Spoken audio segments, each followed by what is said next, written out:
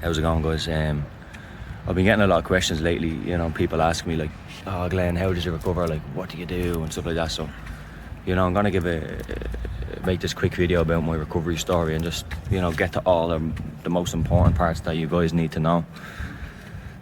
So, guys, into it very, very quickly. I had this for 10 years, right? An anxiety disorder for 10 years. I first experienced my first panic attack away on holidays in Lanzarote, and I came home. And with that then, life just changed for me. At the first couple of years, it wasn't as bad. Like, no agoraphobia and stuff like that. It was just more fear of panic attacks, really. And, feared about my heart first, Stopped playing football because I was having panic attacks on the pitch and I thought I was bleeding. Gonna have a heart attack or something. So I stopped playing football, stopped anything with any sort of cardio and get my heart rate up. And with that then, it spiraled on. I was in college and had a job and had to quit both. Quit college, quit my job. What else did I do? I just started living like a hermit. Like, that's what panic attacks do. And at this stage I could still get on buses, I could still get on trains, still go on cars, all that stuff, no problem. But then I started to experience the panic attacks in in the city centre, and then in taxis on nights out with the lads and going home and stuff like that. And I started to experience them on buses, and be going home, I'd have to jump off a bus and go back on, and I'd be calling my mum and I'd be like, I don't know what's wrong with me, I had to jump off the bus, I felt like I'm gonna die, and fucking awful. And I'd bring one of my best friends and I'd be like, I don't know what the story is here, like I have to go to the hospital and get checked out. And these, my mum kind of knew what was wrong, like, but the lads had no clue, and it was hard for me to talk to someone and let them understand that, listen, I'm struggling to get on buses and trains. It was so weird for me, like, as someone who was so outgoing, to next of all, like playing football all the time, always out with the boys and having, living life, working in college, I had everything there, guys. And eventually here I am now, and I just can't get on buses, can't get on trains, started to live like a hermit. So the first 5 years, the first 2 or 3 years I could manage it, I could still get on buses and trains, but on the 4th and 5th year I started to avoid. And then coming to the 8th year with this, guys, when I really got worse, when I really young, because I was getting a bit older now, guys, and to see people moving on with their lives and travelling and having kids and houses and girlfriends, you're like, I had fucking none of that, and it was a bit hard for me, like, missing out on so much. But got into my 8th year with it, and that, I think, would have left me at around age 26. Yeah, it could have been 26, 27. I'm 31 now, so 26. Let's say 26, 27 left me where, at my peak, where I was like, I need help here. I'm really, really struggling with this crap. Even on panic attacks, they were getting worse, like, because I didn't know what they were. So technically I come across Claire Weeks' stuff at this age, and it did help a lot, reassurance, but I was reading all the books and just taking no action, so it really meant nothing. But it did take away the fact that anxiety can't really kill me and shit like that. So the anxiety attacks did lessen in a way, but I wasn't making any headroads on any sort of recovery. Anyway, guys, long story short, I get to know this guy who is an ex-sufferer. He's back in Ireland now. I knew his mum and dad off my road, and his mum and dad, I never seen him because he lived in London all his life. He's about 48, nearly 50 now probably. And his name is Sean. And Sean helped me so much, guys. I got talking to him one of the days because I knew his mum and dad, and then we just constantly kept meeting each other, and I eventually told him about my life story and stuff like that, and he told me that he suffered with this for 4 years, and I couldn't believe it. And when he was telling me that, how he recovered, and I was like how, like what did you do? And he told me, like, with jogging and exercise, and to me I was like, I'm not jogging and exercising, mad, I think fear my life, I'm not jogging.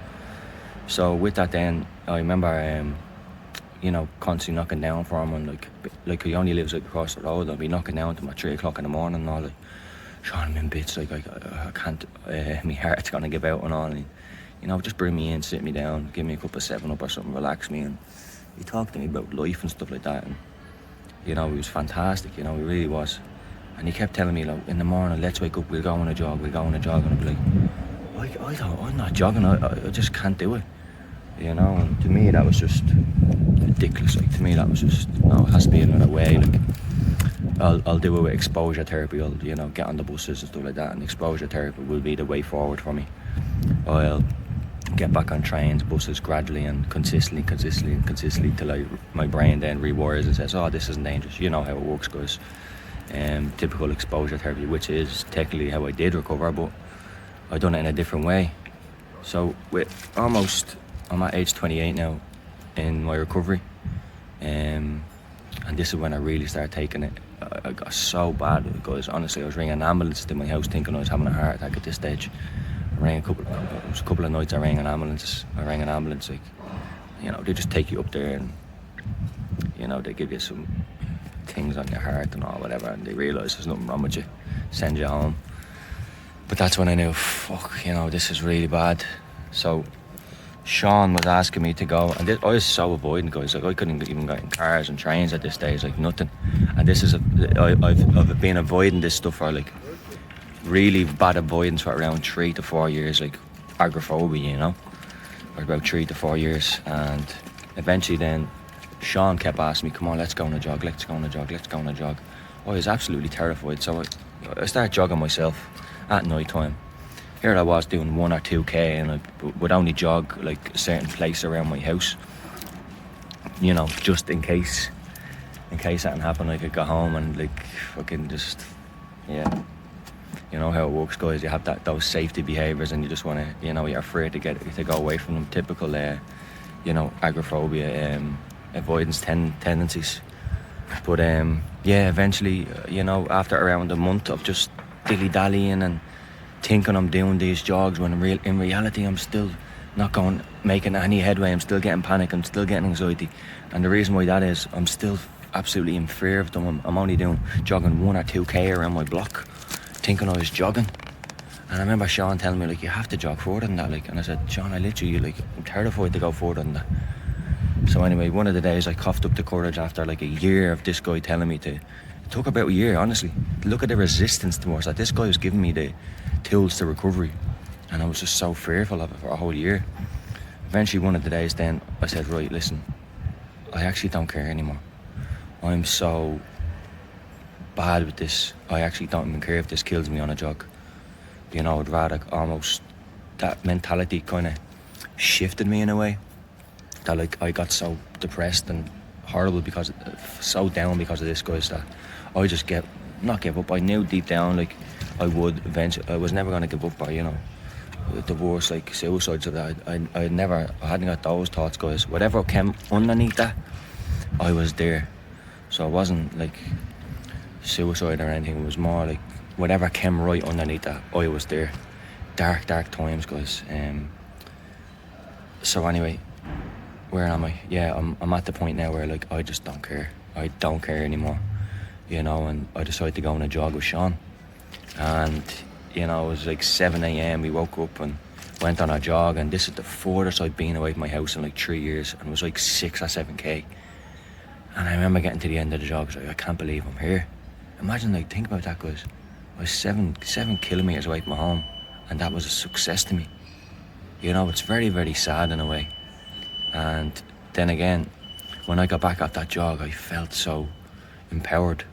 And then, you know, I kept doing those jogs over and over. And then eventually, I decided we're going to go 20 kilometres away from home. And I was absolutely terrified. And, you know, I was with Sean. I was doing all the jogs with Sean at first, because I was terrified of going on my own. And I was like, because we jogged out to a place called Hope, and that's like 25k away from us, guys, like back and forth. Boys, I swear I was gonna, like, but I didn't care. I was like, I don't care what happens up on Hope, if I panic or dive or drop with a heart attack, drop with a stroke or a seizure, I don't care. You know, and it was that mentality that got me past that. So, guys, eventually I started going on the jog then, and I remember one of the days then I was trying to do it on my own. Then I remember making it up to that. I was having all these mad thoughts, like, I was telling Sean what thoughts I was having. Sean, I feel like, what if I need to ring an ambulance? What if I die? What if my legs are like jelly? What if they collapse underneath me? They're only intrusive thoughts. He just kept saying, just come on. And he was like, just, you know, just grabbing me by here and just taking me, and, Mommy, you're alright, you can make it. you're a beast, you're a warrior and stuff like that. Just, you know, build up your psychology and stuff like that. Slap me on the back and stuff, just taking yourself out of your mind. Within that then 10, 15 minutes pass, and next of all we're back around, we're getting closer to home, and now I'm like, can't believe I'm here. And it was a total shift in psychology. So then after that jog, I'm still panicking. I'm still having all these thoughts, intrusive thoughts, scary thoughts. I'm like, fuck's sake, when am I going to catch a break? Like, I'm still getting these. I'm telling Sean says, it's just consistency. You've done this jog once. It's not going to be cured like that. You have to get up every single day and go on them jogs. The further you go, the more you burn out your adrenaline. So guys, I was on a mission. And with that then I jogged. That's when my recovery started, from 4 or 5 months. I jogged consistently for 4 or 5 months. I went from housebound, agoraphobic, to doing a Dublin marathon. To then, after the Dublin marathon, 3 weeks later, I got my first flight in 10 years over to Paris. And that was in 2019, October the 17th. I remember I have the ticket still with me. October 17th, 1990, I'm on my first trip in 10 years on a plane, where my first panic attack started on holiday. Here I am now in Paris, and here I am. I've been to Paris. I actually done a marathon in Paris as well, a half marathon. It wasn't an event. It was just myself doing a whole marathon around Paris in the absolute scorching heat, and it was incredible, guys. You can see how the shift in psychology there is so profound, really, in recovery, right? You can see how it would totally shift the psychology of consistently doing it every day, consistently going into the panic, consistently getting out your agoraphobic tendencies, exposure therapy, getting used to the panic and the anxiety, the adrenaline on jogs, becoming fearless of the anxiety and the panic. You can see how it all shifts into one, guys, and you can totally see how this recovery method worked for me. So anyway, here I am. I'm living in Paris. 3 years ago I was agoraphobic, couldn't get on buses, couldn't get on trains. My jogging was literally 1 kilometre from home because I was afraid of going far from home and not being able to get back quick enough. Here I am, living in Paris. It's absolutely fantastic. I've flown around 25 times since 2019. That's how I recovered, guys. I ran into it, and I still think about it, not every day, but I just catch myself sometimes, and when I'm out on jogs like today, I'm like, wow, fuck, what a different life I live. I lost the fear of it, guys. I got to my worst state and said, fuck it, I don't care if this kills me.